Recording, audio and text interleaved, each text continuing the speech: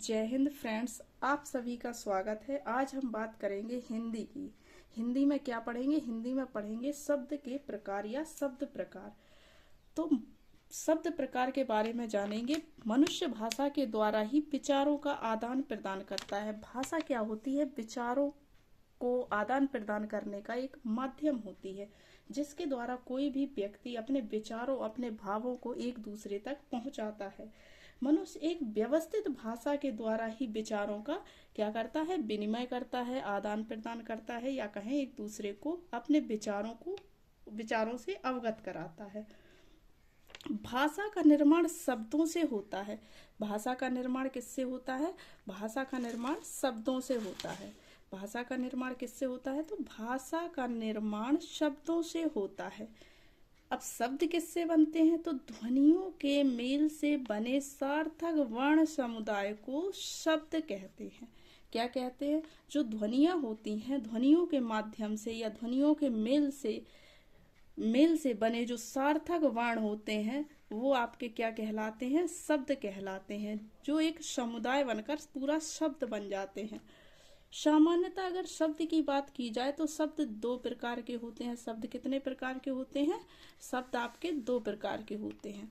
एक होता है, फर्स्ट है आपका सार्थक शब्द, सेकंड है आपका निरर्थक शब्द।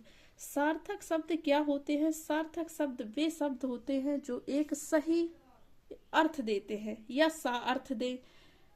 निरर्थक शब्द वो होते हैं जिनका कोई अर्थ ना निकले। लेकिन ये निरर्थक शब्द होते हैं, वो सार्थक शब्दों के साथ जुड़ करके अपने अर्थ को प्रकट करते हैं, या कहें उनके साथ लगकर सार्थक शब्दों के साथ में ही निरर्थक शब्द बोल दिए जाते हैं।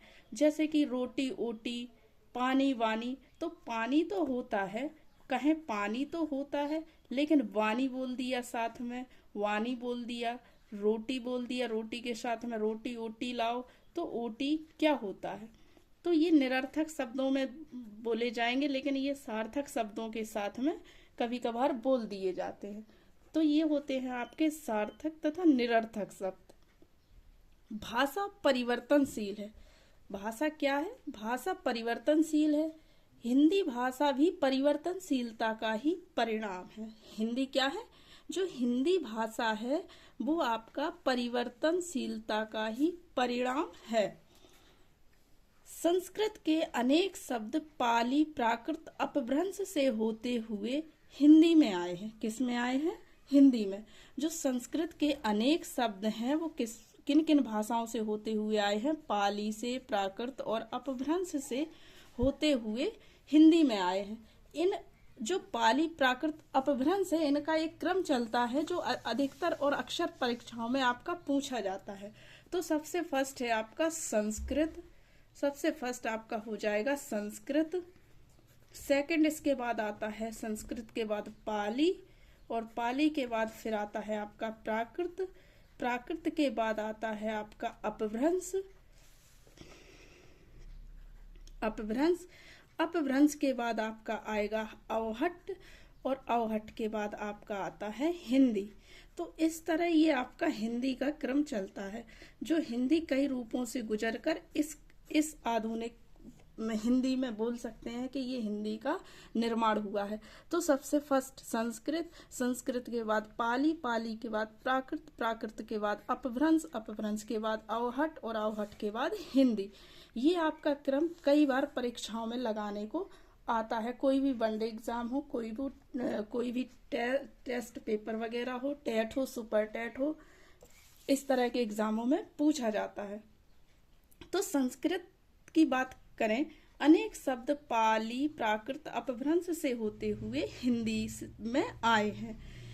इनमें कुछ शब्द तो ज्यों के त्यों अपने मूल रूप में होते हैं। किस रूप में होते हैं? मूल रूप में होते हैं। और कुछ शब्द देश काल के प्रभाव में आकर विकृत हो जाते हैं। विकृत का मतलब है इनका रूप परिवर्तन हो जाता है। जो मूल शब्द थे उनको मूल शब्द में न बोलकर उनका जो रूप परिवर्तन है उसमें बोल दिए जाते हैं, तो वो आपके विकृत हो जाते हैं या विकृत कहलाएंगे वो शब्द। तो इनमें से कुछ शब्द जो ज्यों के त्यों अपने मूल रूप में है, और कुछ देश काल के प्रभाव में आकर विकृत हो गए हैं। तो इस तरह ये हिंदी में आते हैं। इसके बाद इन शब्दों को देखा जाए तो ये 5 भागों में बटे हुए हैं, या इनको 5 भागों में बांटते हैं। फर्स्ट है आपका तत्सम, सेकंड आपका अर्ध तत्सम, नेक्स्ट तद्भव, इसके बाद देशज, इसके बाद विदेशज।